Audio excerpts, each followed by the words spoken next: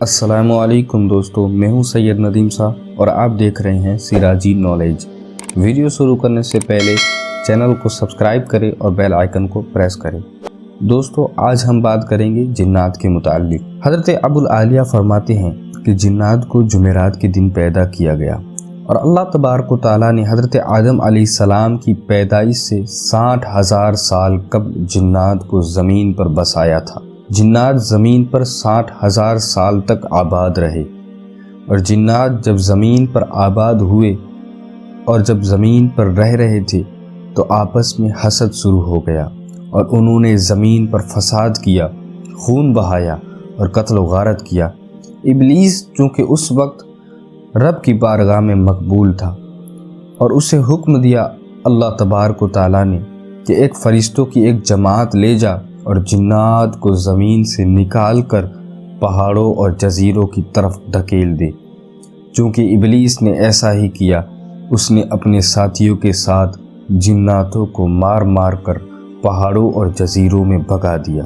یہ واقعہ حضرت آدم علیہ السلام کی پیدائش سے 2000 سال پہلے کا ہے، اور اوپر تفسیر نعیمی کا جو قول گزرا کہ جنات زمین پر حضرت آدم علیہ السلام کی پیدائش سے 60,000 سال قبل بسائے گئے تھے اور 60,000 سال تک زمین پر آباد رہے، اس سے یہ معلوم ہوا کہ جنات کو زمین سے نکالنے کا یہ واقعہ ولادت آدم علیہ السلام سے 53 سال قبل پیش آیا، یعنی 53 سال پہلے کا ہے۔ جنات کی 3 قسمیں ہیں۔ جناتوں کے اندر بھی مختلف جن ہے، تو ان کی 3 قسمیں ہیں۔ ایک وہ جن کے پر ہوتے ہیں اور وہ ہواؤں میں اڑتے ہیں۔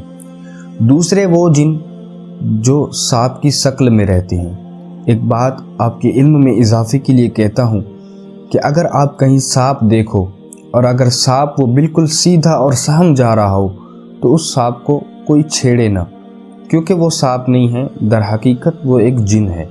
کیونکہ سانپ جس طرح چلتا ہے، جنات اس سے بالکل ہٹ کر چلتا ہے، یعنی بالکل سیدھا چلا جاتا ہے۔ اور تیسرے وہ جن جو بالکل انسانوں کی طرح ہوتے ہیں۔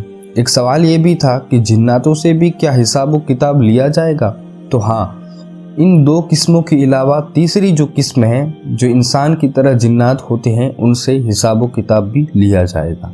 جنات کی اس جماعت کی تعداد مختلف ہے، اور ایک بات یہ بھی ہے، حدیثوں میں بھی آیا ہے اور روایتوں کے اندر بھی ہے کہ جنات، کچھ ایسے جنات بھی تھے جو حضور کی بارگاہ میں حاضر ہوئے تھے اور اسلام کے اندر داخل ہوئے تھے اور مشرف باسلام ہوئے تھے۔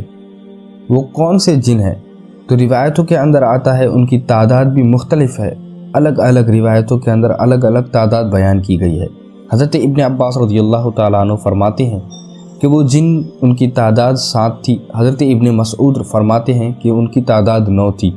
بعض حضرات سے مروی ہے کہ وہ 15 تھے، اور ایک روایت میں یوں بھی ہے کہ وہ 60 اونٹوں پر سوار ہو کر آئے تھے، اور ایک روایت میں یوں بھی ہے کہ وہ 300 تھے، اور ایک روایت میں 600 ہے، اور دوسری روایت میں 12,000 تک کی تعداد گنائی گئی ہے۔